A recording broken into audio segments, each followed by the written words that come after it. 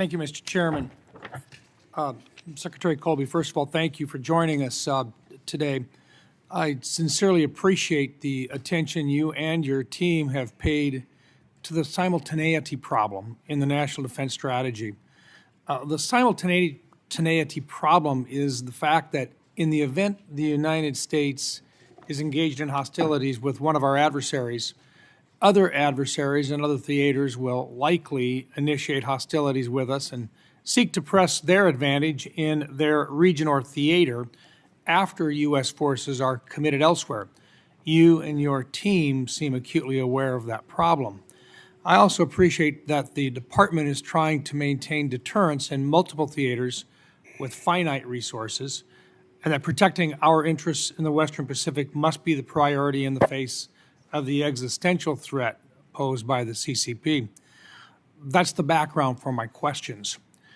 The National Defense Strategy places a heavy emphasis on burden sharing with our partners and allies. Is it the position of the administration and the intent of the NDS to build up partner and ally capacity prior to shifting resources out of a theater, such as Europe or the Middle East? And if we could ask it in perhaps a different way, how do you think the department should sequence the marshaling of resources and the capacity between Indo-PACOM and the rest of the world? Well, thank you, Senator, and I appreciate the spirit of your question because I think you exactly understand what we're trying to do. And I think, one thing about the strategy is it's obviously a high-level capstone document. And I think, Senator Fisher, I think you said it's a living document, or maybe it's the chairman. But basically, it's more of a heuristic or a framework.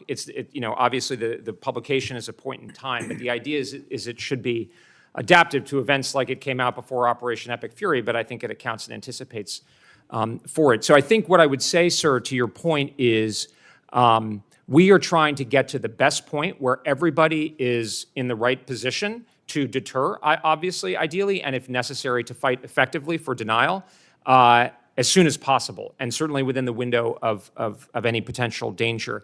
And so part of what's happening, Senator, and I think this is part of what's changed early this year from our tone, and I think our partners have noticed it, I regard 2025 as a lot of it is about reframing and giving our allies and partners credibly under the President's leadership an understanding that things are going to be different, that the demand signal is different.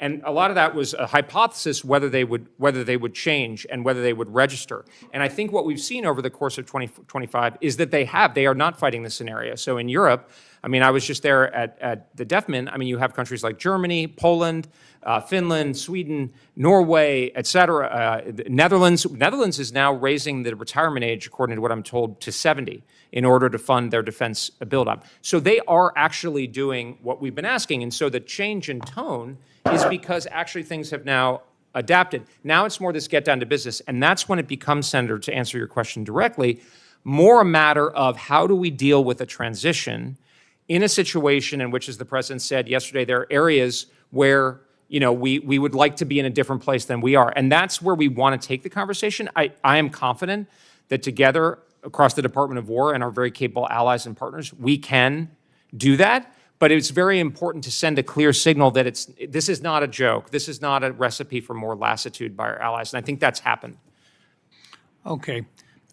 There is strong support in Congress to provide additional resources to our national defense. Engagement between the administration and Congress is critical to identifying and addressing the resource shortfalls. Have you shared with Congress any specific resource shortfalls or capability gaps that will cause us to assume additional risk as the NDS is implemented? Well, actually, that's some of the sort of implementation work that we're doing right now, especially in light of ongoing dynamics, is to try. Actually, I was talking to the chairman and his staff about this yesterday, just to say we are doing some targeted looks at this, and I definitely would like to come back to you because some of this needs, and I think it's something that would appeal across the aisle where we all benefit from having the right stuff in the right place at the right time. So, my personal advocacy will be open kimono on what we find on that, because it's obviously your participation is absolutely critical. Well, that open kimono should probably be done in a classified session. For your sake, yes. Here, here. Thank you, Mr. Chairman.